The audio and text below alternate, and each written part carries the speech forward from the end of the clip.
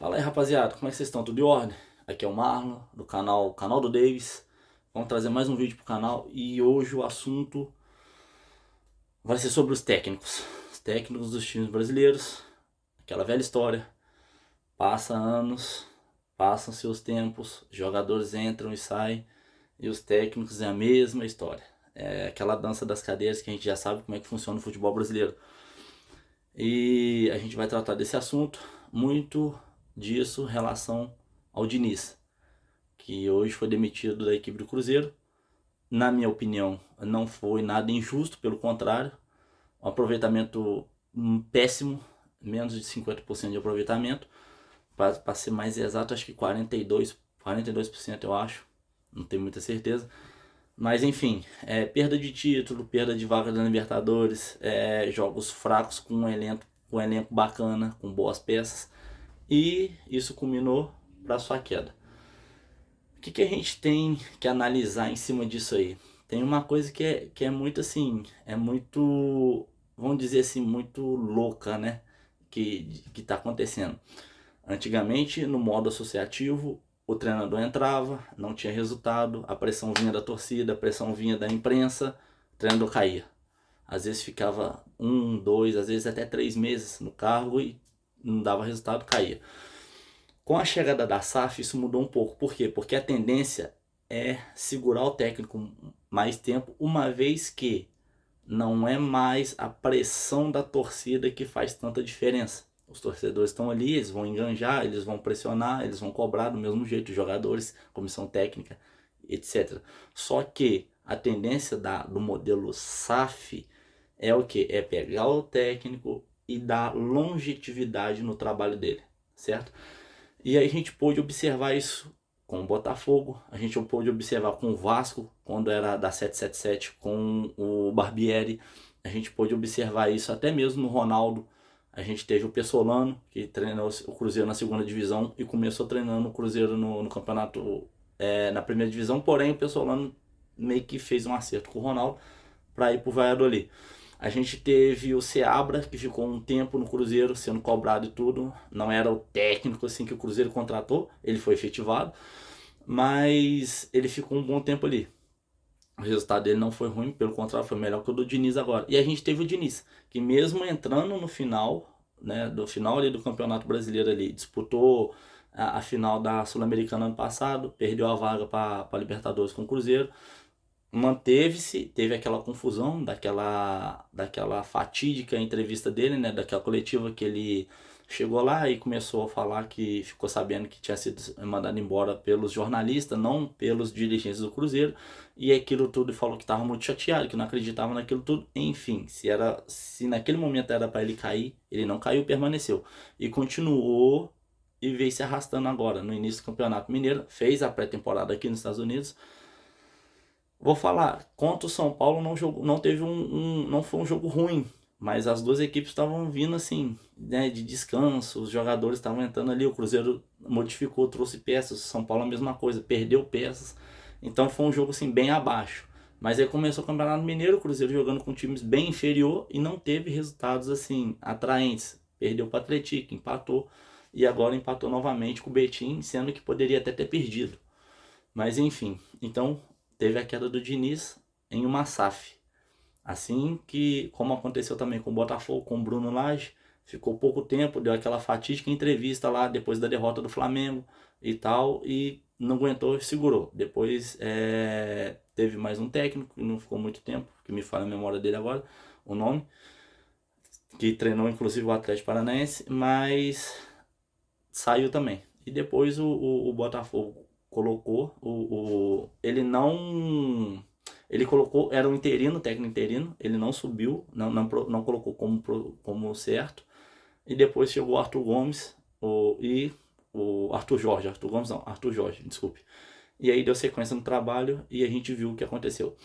Então, com o modelo SAF é mais difícil de acontecer essa dança das cadeiras com os técnicos. Geralmente a SAF ela vai escolher o melhor para o seu time. Então, uma vez que você tem um alto investimento, você tem ali recurso, falando de dinheiro, então você vai atrás de um técnico que seja o melhor que vai te dar a melhor solução para o elenco que você tem. Então, a SAF ela tende a dar uma longevidade para o técnico justamente por quê? Porque faz entrevista, vê os trabalhos recentes, são agradáveis, se joga mais ou menos no modelo ali em que o presidente da SAF quer, o dono da SAF quer, que o time se comporta.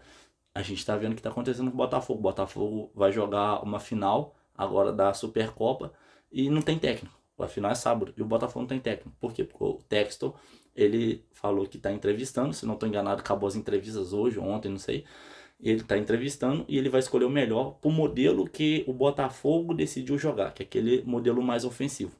Então está sem técnico, a gente está vendo aí o fiasco que está sendo o Campeonato Carioca. O Botafogo não tem time reserva.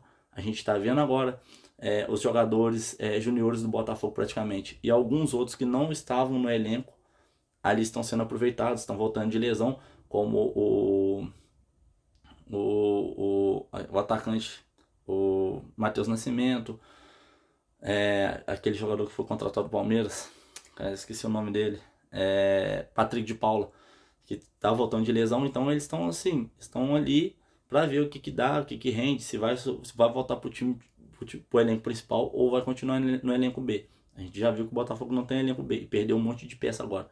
O que vai acontecer a gente não sabe. O Tex falou que vai investir, realmente está trazendo algumas peças, mas enfim, deixamos o Botafogo de lado, voltamos para o assunto dos técnicos aqui, principalmente do Cruzeiro. O que acontece? O nome a ser substituído, o nome da vez agora tá Renato Gaúcho. O que eu acho? Minha opinião, Renato Gaúcho é um excelente treinador, principalmente para vestiário. Pegou elencos não tão bons no Grêmio, conseguiu fazer o Grêmio chegar na Libertadores 2024, disputar a Libertadores 2025. Aí um monte de gente vai falar, mas em 2021, aliás, 23, né, que ele conseguiu chegar, ficou segundo ou terceiro, e chegou a Libertadores para disputar 2024, só que não deu certo.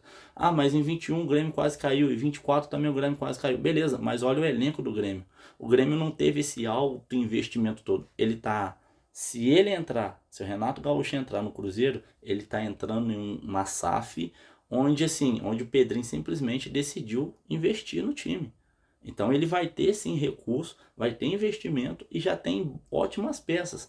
O elenco do Cruzeiro hoje é um elenco para disputar títulos. Não é um elenco meio de tabela, não. É um elenco para disputar títulos. Se a gente pegar peça por peça, o Cruzeiro tem um excelente elenco. Talvez uma posição ou outra ali, mais pontual ali, que precisa de contratação e tal. Isso aí vai ficar na mão do próximo técnico. Mas o Pedrinho já falou, olha, eu vou investir. Colocou o Alexandre Matos justamente por isso. O Alexandre Matos é conhecido por quê? Por fazer times caros. Então o Pedrinho sabe o que está acontecendo ali, certo? Então, assim, para mim o Renato Gaúcho vai ser um treinador muito bom pro Cruzeiro.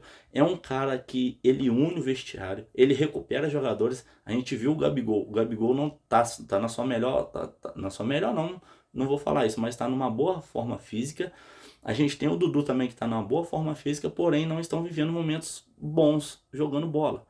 O Gabigol ficou muito tempo afastado por conta da questão do doping, por conta da questão que ele passou junto com o Tite no Flamengo. O Dudu a mesma coisa com a Leila, o Dudu machucou depois que ele voltou, a Leila escanteou, teve aquela confusão toda no meio do ano passado, que ele ia pro Cruzeiro, depois ficou no Palmeiras, enfim, mas não jogou. Então assim, precisa. Então o Renato Gaúcho nesse momento seria importante para isso, para ele pegar, unir o vestiário, que o vestiário também não tá lá essas coisas do Cruzeiro, por conta de áudio vazado, por conta do Pedrinho e tal, enfim, e recuperar esses jogadores. O Renato, ele é mestre em recuperar jogador.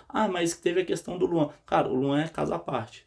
O Luan é casa à parte. O Luan é ele que optou por simplesmente não querer mais. Ele tá satisfeito. O Luan não precisa mais de dinheiro. É um puta potencial jogado fora. O Luan, na minha visão, tem muito potencial ainda, joga muita bola, mas desistiu, simplesmente largou de mão. Então, assim, o que eu vejo? O Renato, inclusive, tirou ele do Corinthians e levou ele pro Grêmio. Só que o Renato não conseguiu. O Renato não conseguiu porque o Luan já tinha desistido. Mas eu tenho certeza que o Renato no Cruzeiro, com as peças que ele tem, vai fazer um excelente trabalho, sem sombra de dúvida. E aí a pergunta é o seguinte: será que vai ser o Renato mesmo ou vai ser outro? Porque aí tem a questão do Luiz Castro também, que Também o Cruzeiro já vinha monitorando, assim como outros clubes. A gente não sabe se o Luiz Castro vai aceitar, por quê? Porque o Luiz Castro saiu agora lá dos Emirados Árabes, do Catar, sei lá de onde ele estava lá, onde dinheiro brota do chão, e ele tem ainda uma grana violenta para receber até o meio do ano. Então é bem provável, e se eu não estou enganado, ele está recebendo mais de 3 milhões por mês. Nenhum clube vai pagar isso para ele. Quando ele estava no Botafogo, ele com a comissão dele recebia 2 milhões, parece. Então nenhum clube vai pagar 3 milhões. Quem recebe isso hoje é o Abel Ferreira, mas olha quanto tempo o Abel tá. Então assim, para mim vai ser o Renato Gaúcho, que vai ser o novo técnico do Cruzeiro. E a gente vai ter que esperar nas próximas partidas para ver o que vai dar. Se vai dar a liga, se não vai, se o Renato vai fazer esse time jogar, se não vai. Mas eu acredito que sim, que o Renato vai transformar o Cruzeiro, que o Renato vai fazer esse time do Cruzeiro jogar. Tenho certeza disso. Eu tenho certeza que ele vai ser um excelente treinador. Vai unir o vestiário, que é isso que precisa. Ponto. Se tratando de técnicos, a gente está muito no início agora dos campeonatos regionais. Tem campeonato acontecendo aqui agora, então tá muito no início ali e tudo. Então ainda não tem essa questão assim de técnico ser demitido nem nada. A gente sabe que os estaduais hoje em dia, assim, com toda sinceridade, para os times que disputam Libertadores, disputam Copa do Brasil e estão na Série A, deveriam assim, largar e jogar o campeonato estadual como uma pré-temporada de luxo. Eu sei que muita gente não gosta, que muita gente ali, principalmente no Campeonato Paulista, certo? No Mineiro, nem tanto assim, porque tem muita rivalidade com Cruzeiro e Atlético, mas no Paulista mais, por conta dos 4 grandes que tem ali, o time tá querendo ser mais campeão que o outro, enfim. Mas eu acho que é muito assim, é muito arriscado você jogar um campeonato regional onde a premiação não é lá essas coisas, tem campeonato que nem premia, como o campeonato carioca, não tem premiação. E você colocar um time titular, que você é obrigado após a 4ª rodada a jogar com seus titulares, você colocar ali, o jogador dá uma dividida ali, ele se machucar. O ano passado o Vasco perdeu um jogador, ficou 8 meses parado. Um jogador titular do time. Então assim, é muito arriscado você jogar um campeonato que você não tem premiação, não tem ganho nenhum, esportivamente falando, financeiramente falando também não tem ganho nenhum. Então assim, é arriscado demais você jogar um campeonato desse, a Vera, certo? Ali em cima e tudo, e simplesmente ter um jogador ali machucado, o resto do ano não jogar. Então ainda mais se for uma peça fundamental. Então a gente sabe como é que funciona isso. E quem vai acabar pagando o salário do cara é o time. E nem se tivesse pelo menos uma premiação assim, que valesse a pena. Se caso o jogador machucasse, ali pelo menos a premiação bancava, beleza, o problema é que nem tem. Então assim, o Campeonato Mineiro eu não sei, o Campeonato Paulista também não sei se tem premiação. Mas assim, são coisas que, querendo ou não, uma hora vai acabar, porque é surreal o que acontece com os times no Brasil. No ano passado a gente viu o Botafogo, chegou lá no Mundial com 74 jogos. O segundo, quer dizer, os segundos, né, que era o Real Madrid mais um time, se eu não estou enganado, Al Hilal, alguma coisa assim, tinha 54 jogos. Eram 20 jogos de diferença. Eram 20 jogos de diferença. Então, assim, é muito jogo, sabe? São muitas partidas que os times brasileiros jogam. E se tirar o campeonato estadual, ou então fizer assim, tipo um campeonato rápido ali, tipo oitavas de final, pegar ali os melhores times ali que se classificaram, coloca os times pequenos para jogar um campeonato estadual o ano inteiro, porque não tem agenda, não tem, muitos desses times vão ficar o resto do ano sem jogar. Então coloca eles para jogar tipo um estadual, põe mais time lá, e aí tipo assim, no caso do Carioca são 4 também. Então coloca ali, os quatro melhores disputam com os 4 grandes do Rio, que estão na Série A. Então faz umas oitavas de final ali para final e pronto. Jogos rápido, pum, e acabou o jogo. Entendeu? Disputa ali na taça e tá beleza. Por quê? Porque você acaba colocando assim, estendendo mais o seu calendário. Você sufoca os times porque não tem espaço, não tem tempo para treinar, é só viagem. O Brasil, a extensão do território brasileiro é continental. Então, do mesmo jeito que um time está aqui no Rio Grande do Sul e ele vai jogar lá no Amazonas, lá na Arena Amazonas, é muito longe. É muito longe. Para quem já está ali perto ali, ok. Agora, você pega o Fortaleza, o ano passado foi o time que mais viajou. Vai jogar lá embaixo no Rio Grande do Sul, vai jogar em Brasília, vai jogar no próprio estado, vai vir pro Sudeste jogar contra os times ali. é muita viagem, é muita distância, fica muito cansativo para os jogadores, não compensa. Voltando para a parte técnica, então a gente tem, daqui a pouco a gente vai começar a ver, sem contar que os campeonatos estaduais começa a dar muita pressão em cima de treinador, pode ser que o treinador caia. Aí você começa o Campeonato Brasileiro, começa a Copa do Brasil, Sul-Americano, quem tá no Sul-Americano, Libertadores, quem tá na Libertadores, sem técnico. Ou então com um técnico que tá chegando agora. Aí às vezes o time tem um puta potencial para chegar, sabe, nas quartas de final, na semifinal, ou até ser campeão. Só que aí por conta do estadual, da pressão ali e tudo, porque o cara ainda tava entendendo o time, tava entendendo os jogadores, por conta da pressão, o cara cai. Aí começa o ano já pra valer com o quê? Com o técnico que chegou ontem. Aí não tem tempo para treinar, é o que a gente vê da reclamação aí. Só que os próprios dirigentes dos clubes, eles aceitam. Ninguém reclama de nada, porque é conveniente para eles. É conveniente. Entende? Então, tipo assim, não adianta. Então, a gente sempre vai ver essa questão de mudança de técnico. Voltando a falar da SAF. A SAF ela vai priorizar, né, um trabalho longínquo, assim como eu já disse. No caso do Diniz foi um erro que não deveria continuar, certo? O Cruzeiro deveria ter feito igual o Botafogo com o Bruno Lage, deveria já ter mandado o Diniz embora na virada do ano ali, ter dispensado o Diniz, muito obrigado, valeu, a gente tentou, mas não dá, tchau. E começa a pré-temporada já com um técnico já pronto para assumir e ficar. Porque o Diniz, quando terminou o Brasileiro, o Diniz já veio com uma cobrança muito forte em cima dele. Então foi um erro que o Cruzeiro cometeu. Foi um erro ali do Pedrinho, foi um erro do Matos, que não soube avaliar a situação do Diniz perante o time. Os resultados do Diniz. O Diniz já não estava dando resultado com o Cruzeiro. Ah, mas porque não tinha peça, a peça chegou agora. O que adiantou? Qual que é o resultado? Não tem resultado. Então, apesar da SAF segurar o treinador, a mesma coisa foi com o Barbieri no Vasco. O Vasco quase caiu para a segunda divisão, sendo SAF, por conta de quê? Segurou o Barbieri. Cara, o Barbieri, eu não acho o Barbieri um treinador ruim.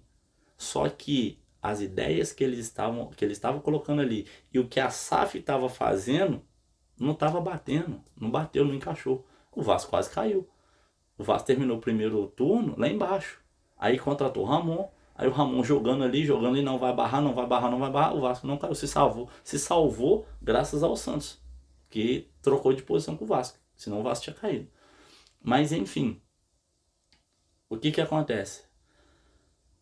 A gente pode ver um modelo bem estruturado, que é o modelo SAF, que dá plenas condições para o treinador colocar as ideias dele, treinar, segura ali mesmo a torcida vaiando, mesmo a torcida ali em cima, ali pressionando. A SAF segura o cara para o cara ter tempo e assim poder mostrar o resultado. Só que quando o resultado não vem, não adianta querer segurar, não adianta querer trazer peça, porque não é questão de jogadores, é questão da filosofia do técnico, certo? Então assim, vamos esperar para ver o que vai acontecer, vamos esperar qual que vai ser a jogada do Cruzeiro, se é de fato o Renato Gaúcho que vai vir para ser treinador, se é outro técnico, a gente ainda não sabe. Eu acredito muito no Renato Gaúcho, que ele vai ser o próximo técnico do Cruzeiro, e eu acredito que ele vai fazer um bom trabalho, porque talento ele tem. Para mim hoje, entre os brasileiros, é o melhor técnico, melhor inclusive até do que o Dorival que está na seleção, na minha opinião. É um técnico que ele é capaz assim de se moldar perante o que está acontecendo no campo. É um técnico de ideias novas, não é aquele técnico engessado que tem que jogar sempre naquele modelo de jogo. Não é um técnico engessado, mas é um técnico durão. É um técnico que protege o seu time. Às vezes acaba falando demais nas entrevistas, mas por quê? Porque ele blinda os seus jogadores. Ele não deixa chegar a confusão lá dentro. Então, para mim, na minha opinião, sim, o Renato Gaúcho vai ser um bom técnico. Agora deixa aí nos comentários aí o que vocês acham. Não se esqueça de deixar o like, de se inscrever, de comentar. Comente aí o que vocês acham sobre isso tudo. O que vocês acham sobre o modelo SAF em relação a técnicos, se vocês concordam ou não. Deixe aí nos comentários aí, se inscreva no canal, ative o sininho para os novos vídeos que vão entrar no canal e vão fazer esse canal crescer junto. Porque aqui a gente é uma família onde a gente vai discutir exatamente todos esses assuntos, independente dos times. Beleza? Valeu, galera. Um abraço.